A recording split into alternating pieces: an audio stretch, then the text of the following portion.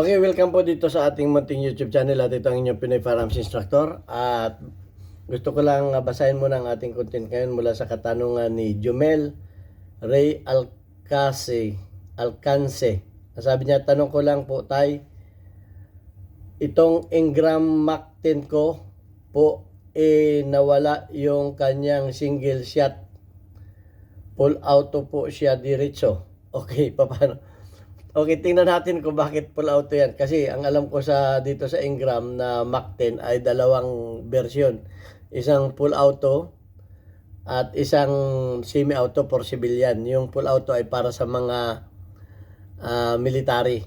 Okay, tingnan natin mamaya at gusto ko lang muna kayong pasalamatan dahil sa inyong pagla-like at pag-share ng ating mga videos dahil nakatulong kayo para dumami ang ating mga subscribers. At maraming salamat sa mga hindi nag-skip ng ads dahil nakatulong naman kayo para madagdagan yung ating revenues na tinutulong naman natin sa ating mga beneficiary na 6 na mga estudyante na mga anak ng single parent. At maraming salamat do sa mga nagpadala dito sa ating GCash number para sa ating mga beneficiary. Huwag po ninyong tawagan yan para bumili ng baril. Wala po kaming binibintang baril. Tumawag po kayo dyan o mag-message kung kayo may paabot na tulong sa ating mga beneficiary para kayo ma-recognize na ating YouTube channel kagaya ni Aljon Dating at Jubit Francisco. At maraming salamat lalo na kay Sir Nolipis America sa pagpapadala ng cash sa ating premier videos. Pagpalain kayo ng Panginoon, Sir. At para marami pa kayong, bigyan kayo ng maraming pagpapala para makatulong pa kayo sa ibang mga tao. Okay, so bakit daw yung kanyang ay actually wala tayong Ingram. Ang meron tayo dito ay itong SAVZ na pistol na semi-automatic. Parang itsurang ganito din yun eh. So tingnan natin ang review ng Ang sabi dito ay ang original ng Mac 10 design ay fully automatic talaga ang design niyan. The Mac 10 designed by Gordon B. Ingram, kaya ang tawag diyan na Ingram ay full automatic machine pistol. Yan ay ang origin niya ay sa military origin. It was designed for military and law enforcement use, making it a submachine gun. Meron niyang 45 at meron ding 9mm niyan. So, ang semi-automatic niyan ay para sa mga civilian. Ang semi-automatic civilian version. Ayan ang mga legal to own with restriction. Semi-automatic civilian version. Alam naman natin na bawal sa atin ang may full automatic. Kaya may semi-automatic lang yan for civilian version. The Mac 10 were made through ownership was affected by the 1994 assault weapon ban. Kaya naban yan dahil gawa doon sa mga full automatic niyan. Regulatory impact. The 1994 ban especially named the Mac 10 and its features influencing the design of some civilian models. Tinatawag din yan na Uzi. Parang Uzi kasi yan. Example, the 1911, the PM na 11-9 was semi-automatic. Ito yung example ng ng semi-automatic, yung PM. Tingnan mo yung mo, kung ang tatak niyan ay PM 11-9. Yan yung may semi-automatic version created in response to the ban.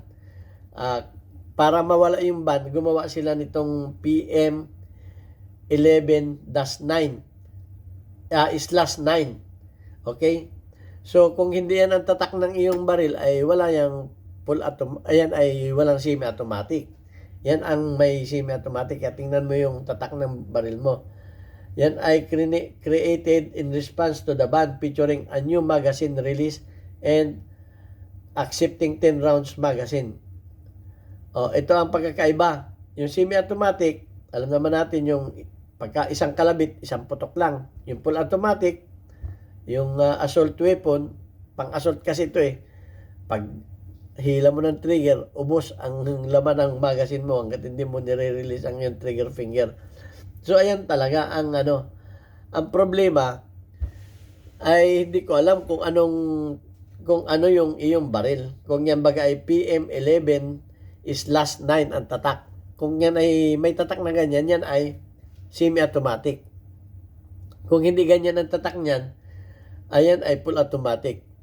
At yan ay hindi ko naman po pwedeng ituro sa iyo dito sa ating YouTube kasi bawal dito ang magturo ng mga pag-i-enhance ng mga trigger sa YouTube.